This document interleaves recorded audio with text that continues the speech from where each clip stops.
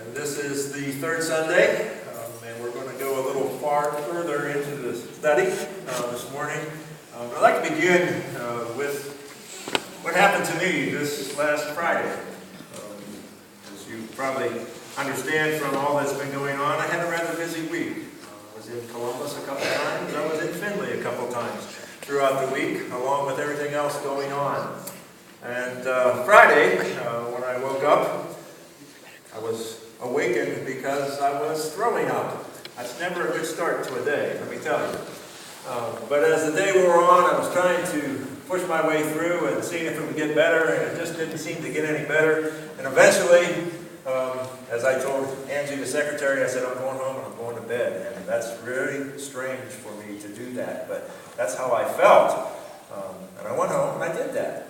It was about 12:30 when I laid my head on the pillow and said, I'm just going to lay down for a little bit, maybe I'll feel better. I was rudely awakened by Chris coming in the door, coming home from work. And as she came in, it startled me awake. It was like, wow, what day is it? What time is it?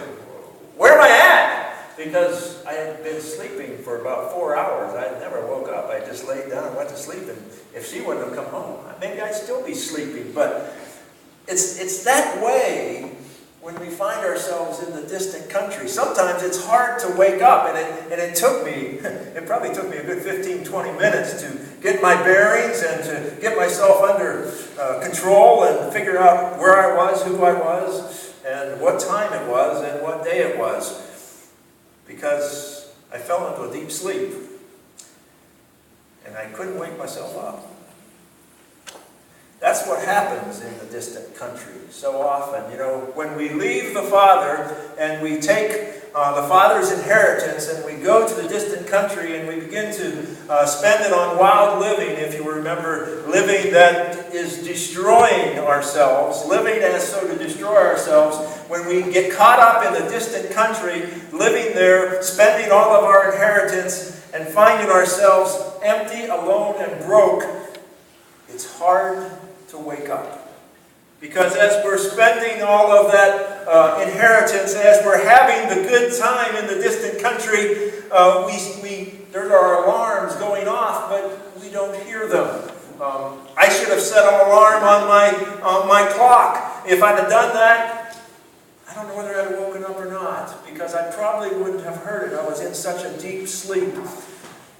And the same is true of us. When we find ourselves in a distant country, we can get into a deep sleep because, number one, we're having too much fun to even hear the alarms. The noise of the fun, the noise of the distant country keeps us from hearing the alarms. And also, many times we ignore the alarms that are going off in our lives, and we never hear the alarm. We never hear God's voice until we find ourselves at the bottom. But it doesn't have to be that way. We don't have to ignore the alarms. We don't have to have the alarms drowned out by what's going on around us.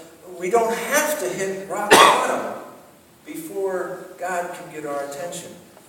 We talked this past week on Wednesday night about Jonah and his aha moments. There were many alarms that were going off leading up to Jonah's aha moment. And if you remember the story of Jonah, he is called by God to go to Nineveh, but he decides he's not going to go there. He doesn't like them. He's not going to minister to them. He's not going to take the word to them. He heads off for Tarshish, which is a long way the other directions. It is the distant country. And as he's heading off there, the boat that he is taking runs into some wild, stormy seas, almost like a hurricane, going through a hurricane. And they are all fearful, throwing stuff overboard, and eventually they come to the point where they draw straws, if you will, and his lot comes out, and they throw Jonah overboard, and you know the story. A big fish, supposedly a whale, comes and swallows him up, and he spends 3 days and 3 nights in the belly of that whale before he hears God calling him. But the raging sea the stormy waves, the sailors drawing his lot. None of that woke him up to what God was trying to tell him. There were alarms going off all of the way, but he didn't hear God speak until he spent 3 days and 3 nights in the belly of the whale. Because the alarm for me would have been when they threw me out into the sea, I can't swim. That would have been a big alarm for me. When the fish came and swallowed me up, that would have been another big alarm. Well, God must have something for me. He's protecting me. He must want to talk to me. But he spent 3 days and 3 nights in the belly of the whale, in the vomit, if you will, of the stomach of a father's womb before the meal time. It doesn't have to be that way. We don't have to not wake up when we hear God calling us. But that's exactly what is going on with the prodigal son. This son that had taken his father's inheritance, asked for it early, which, if you remember, was like telling his father that he would keep dead because he wanted his money. Takes his inheritance, goes off to the distant country, spends it on wild living, ends up with a famine in the land, which is the worst time for that to happen when you spend all your money and you don't have any friends and you don't have any family to fall back on, and this young man, this young son finds himself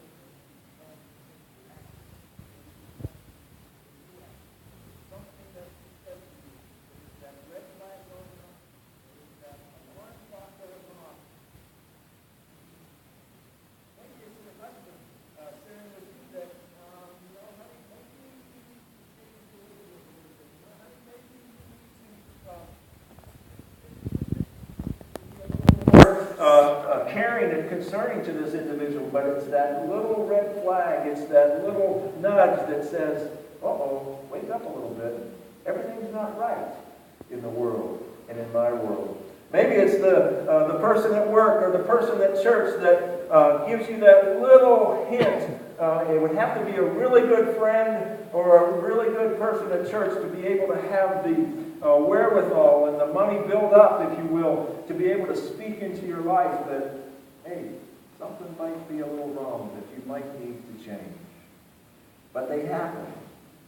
But so often we ignore them or we don't hear them because we're in a distant country. Two things need to happen for us to have a real sudden awakening, a real awakening to what God is trying to tell us. If it's kind of like some things that needed to happen when I was in my deep sleep on Friday. I needed a big alarm to go off to get my attention. But one of those alarms that needs to go off is realizing where we were. As the man sat in the pig slop, in the pigsty, he had this sudden awakening. He came to his senses and he realized how good he had it at the Father's house. He realized that there were servants of his father's that had food enough to eat and overage, that they didn't have to be sitting in pig slop hungry. And he realized that even the servants in his father's house had it much better than he had it right there. He realized what he had left when he left the Father. He realized what he had before he went out into the wild living in the distant country.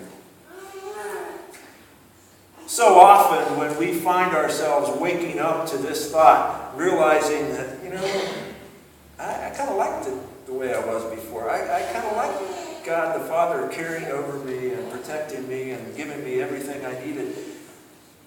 That's the perfect time that the devil likes to come in and say to you, oh, come on, it wasn't that good. This is a whole lot better right here. This distant country, look, you can live. You can do what you want. You can do how you want. You can do when you want. You can spend your money how you want. You can do whatever you want. It's a whole lot better here. Don't go back to that place. And we sometimes listen to the devil as he's sharing these lies into our lives of that our memory isn't so good, that it really wasn't that good, and the Father really isn't that good for us. We're much better on our own. And we have trouble waking up because we're having trouble realizing where we were and how it was. Biblically, you look at the Israelites as God delivers them out of Egypt. In Exodus 16, they are grumbling before the Lord because they are starting to wake up a little bit, but they're waking up to the possibility that it's not better out here in the wilderness. It was better back there in Egypt. Even though we were slaves, we had enough to eat. Even though we had to make bricks without straw, it was much better than here because we could have died there. Now we're going to die out in the wilderness because we don't have anything to eat. They began to think that it was better in the distant country than it was with God. And we do the same thing sometimes.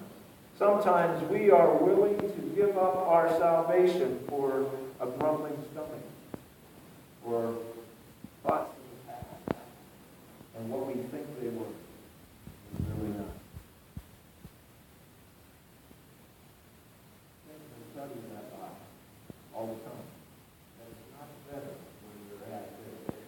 What you think was good before really wasn't that good. And we'll try to keep you from getting back there. Try to keep you from waking up. Because the longer that he can hold you in the distant country, the longer you can stay.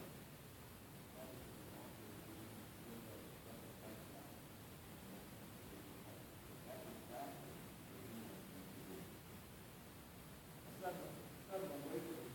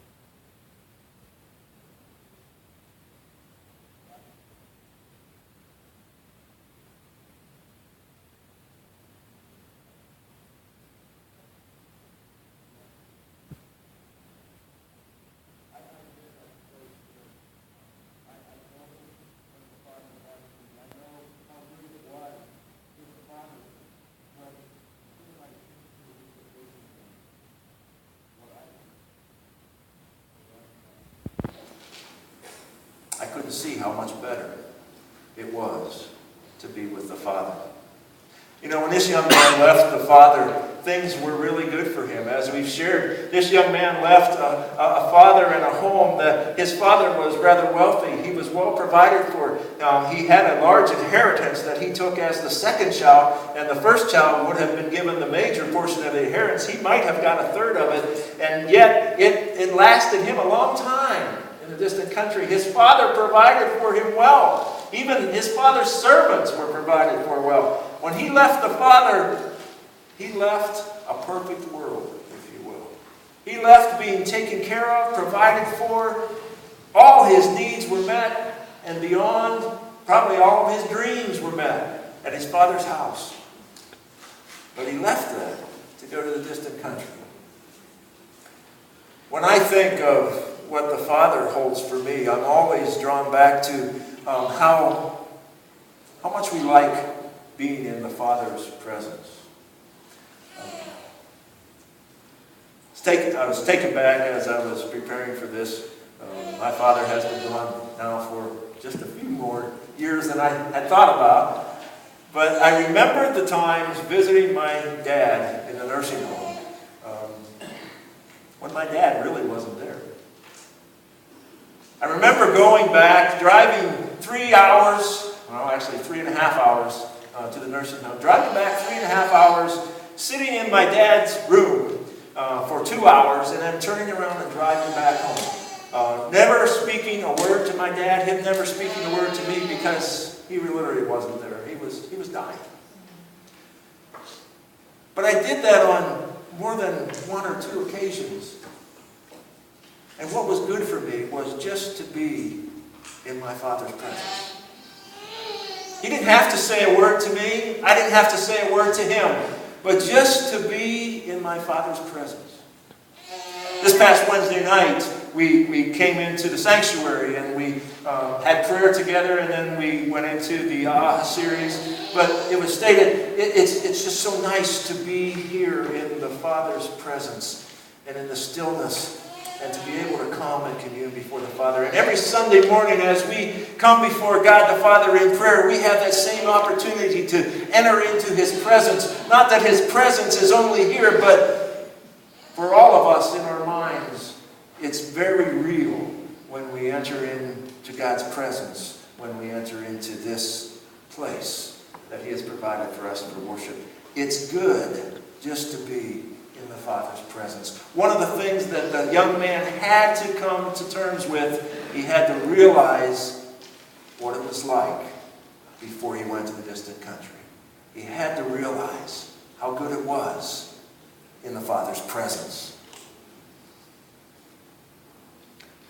The second thing that he had to fully realize was where he was. Sitting in the pig pen, in the pigsty, it's not a hard jump or conclusion to realize where you've come. You may not have ever gone to the very bottom, as Jonah did, to the bottom of the sea, if you will, in a whale. But you can imagine that when you find yourself in that position, it's very easy. There's no other place to look but up. There's no other way to picture yourself than at the bottom of the barrel, no good, broke, alone. You're nobody. Sometimes that's what it takes for a sudden awakening in our life. Because we ignore the alarms that are going off around us. We ignore and don't pay attention to those that are trying to nudge us in the right direction. We don't listen for God when He's trying to guide us in our lives, and we find ourselves in the distant country alone and broke at the bottom of the barrel before we say, aha, God, I hear you. I hear you now. I hear what you're doing. The third thing that you need to realize in your sudden awakening is realize where you could be.